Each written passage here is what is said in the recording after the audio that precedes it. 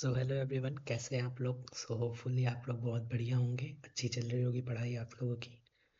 आज एक नया लेक्चर शूट होने जा रहा है और ये टिपिकली डिपेंड्स अपॉन टेक्नोलॉजीज होने वाला है। टेक्नोलॉजी के ऊपर हम लोग करने वाले हैं। It is like a PDF from which I will describe how project is assign to a developer, कैसे प्रोजेक्ट को असाइन करा जाता है in any type of company. Right now हम लोग उस चीज़ को डिसाइड करेंगे किस तरह से होता है, क्या होता है।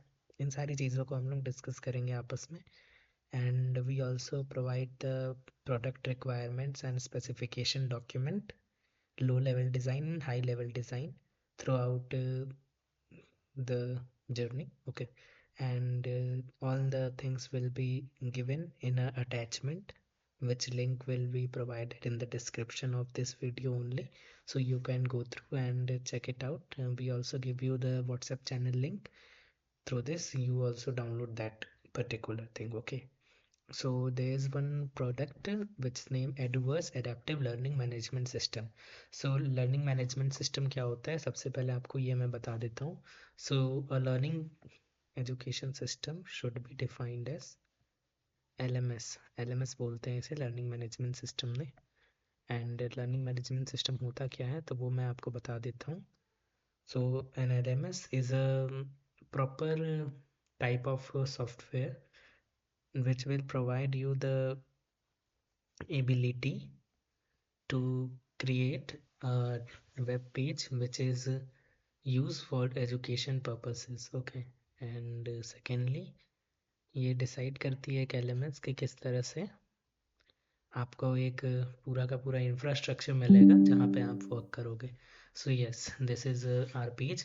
एंड चलिए मैं आपको बता देता हूँ. सबसे पहले हमने क्या डिस्कस करा, सबसे पहले हम लोगों ने डिस्कस करा है LMS क्या होता है, LMS वर्क कैसे करेगा, क्या चीज़ है जो कि हम लोग LMS से कर रहे हैं. First thing is LMS. Okay, LMS क्या होना है, कैसे होना है, ये सारी चीज़ें हम लोग इसमें करने वाले हैं. सबसे पहले हम लोग ओवरव्यू देख लेते हैं, क्यों हमें बनाना है, क्या हमें बनाना है. प्रोजेक्ट नेम दिया हुआ है एडुवर्स. ओके, डिस्क्रिप्शन क्या है तो एडेप्टिव होगा, open source learning management system होगा for education, featuring the dynamic quizzes, media rich content, address from advanced form role based access. Okay, what do you mean by role based access? Role based access क्या होता है तो role based access is a term in which a database is connected to the login page through which we will provide the access to the paid customer. Okay, paid जो customer होगा उसको ही हम लोग देंगे, और किस वैल्यू पे देंगे तो उनका एक लॉगिन आईडी और पासवर्ड होगा जो उनका रोल असाइन करेगा एज अ स्टूडेंट और as a any other person. ये डिसाइड करता है रोल बेस एक्सेस के लिए. ठीक है, चलिए आगे बढ़ते हैं. टेक स्टैक्स क्या क्या यूज़ होने वाला है इसमें तो ये देख लेते हैं. इसमें रिएक्ट यूज़ होगा, आपका टाइप स्क्रिप्ट होगा, टेलवेंट CSS होगा, रिडक्स टूलकिट होगा और रेस्ट API होगा. What do you mean by API से आप क्या समझते हो. देखिए मैं बीच बीच में कुछ कुछ टेक्निकल टर्म्स को भी डिसाइड करते जाऊंगा जिससे कि आपको आसानी होगी. API is a key based structured through which we will integrate outsource softwares or outreached software to your software via key which is known as API key. And API को मैं और अच्छे से एक्सप्लेन कर देता हूँ. चलिए मैं आपको लेके चलता हूँ एक प्लेटफॉर्म पे. एंड API गेटवे क्या होता है, इन सब चीज़ों को मैं आपको बता देता हूँ. आपको स्क्रीन विजिबल होगी. Yes, there is one platform यूरी API. ओके, व्हाट इज़ यूरी API. API क्या होता है तो देखिए आप 27+ मॉडल का API यहाँ पे मिला और ये आप फ्री में यूज़ कर सकते हो. ठीक है, जितने भी सोर्स होते हैं जैसे कि ओपन सोर्स प्लेटफॉर्म हो गए, जैसे कि आपका डीप सीक हो गया, गूगल माइंड हो गया, इन सारे का जो भी API कीज़ है उसको आप यहाँ से जनरेट कर सकते हो. एंड API की जनरेट होने के बाद फिर आपको एक आपको API की मिल गया और एक आपको एग्जाम्पल ऑफ रिक्वेस्ट मिल गया, किस तरह से आप रिक्वेस्ट करते हैं API को लोकल होस्ट के थ्रू, वो चीज़ मिल गया. एंड इस तरह से आप कर सकते हो. अब चलिए आगे बढ़ते हैं. API आप समझ गए. थीम क्या है तो एजुकेशन होने वाला है, ओपन सोर्स होने वाला है. अब आप मुझे बताइए आप लोग ओपन सोर्स के बारे में क्या जानते हैं. An open source platform should be defined as a platform through which we will assign something type of work which code is not proprietary or not copyrighted by the authorized user, and it could be or it should be edited and used by the other person throughout the internet. Okay, that is known as open source. Anyone and everyone should use that for their education or the maintenance or the creation purpose only. Difficulty level क्या होने वाला है, hard होने वाला है. तो to be very honest, when you are working for a company and if they pay you, there is nothing about कि आपको वो फ्री में दे रहे हैं, उसके लिए वो आपको पैसा दे रहे हैं, यानी कि वो आपको अच्छे से यूज़ करेंगे. दूसरा चीज़ है जो कि है गोल्स एंड ऑब्जेक्टिव्स. तो अब मैं आपको डिफाइन कर देता हूँ क्या गोल्स एंड क्या ऑब्जेक्टिव्स होते हैं. So for any company goals and objectives should be clarified by the company in the top of the agreement letter. It is not other than an agreement letter. ये एक agreement letter के अलावा और कुछ भी नहीं है. यहाँ पे जितने भी डिटेल्स आपको दिए हुए सारे एक एग्रीमेंट पेपर होते हैं, जो कि कंपनी का एग्रीमेंट पेपर है. आपको उसे ब्रीच किए बिना आपको अपना वर्क कंप्लीट करके उसे आपको जमा करना होता है, और इसके बाद आपका अप्रूवल जाते हैं. देखिए, मैं खुद इंडस्ट्रीज़ में वर्क कर चुका हूँ कुछ दिनों के लिए.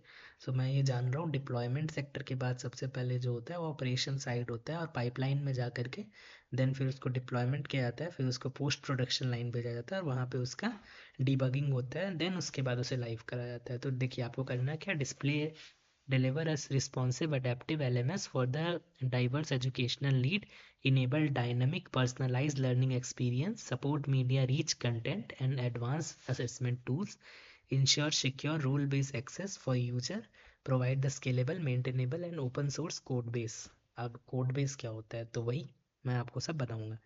कोर फीचर क्या होने वाला है, तो देखिए किसी भी चीज़ में ना दो चीज़ सबसे ज़रूरी होती है. एक, आपको ये डिसाइड करना होता है आप ये बना किसके रहे हो, और दूसरा आपको ये बना डिसाइड करना होता है कि आप बना क्यों रहे हो, what is the reason behind it. तो एडेप्टिव लर्निंग आपका मेन फोकस होने वाला है, डायनामिक क्विज़ेस मेन फोकस होने वाला, मीडिया रीच आपको चाहिए, एडवांस फॉर्म्स आप यूज़ करेंगे, रोल बेस्ड ऑथेंटिकेशन.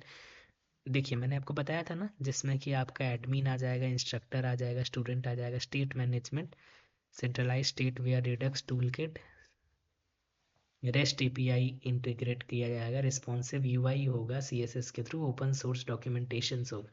इतनी सारी चीज़ें होंगी और ये सारी चीज़ें दी होती हैं आपको ऑन पेपर, दिया रहता है ऑन पेपर. आपको सब कुछ क्लैरिफाई करती है कंपनी कि what is the requirement of that particular company, and आप ये नहीं बोल सकते कि आपको पता नहीं था एंड आप भूल गए थे टाइप थिंग. वो सारी चीज़ें ऑन पेपर आपको देंगी एंड ये आपके ऑफिशियल मेल पे आ जाएगा. तो देखिए मैंने एक कंपनी का एग्जांपल क्यों लेकर के आपको बताया. So I had arrange that document not only for giving you the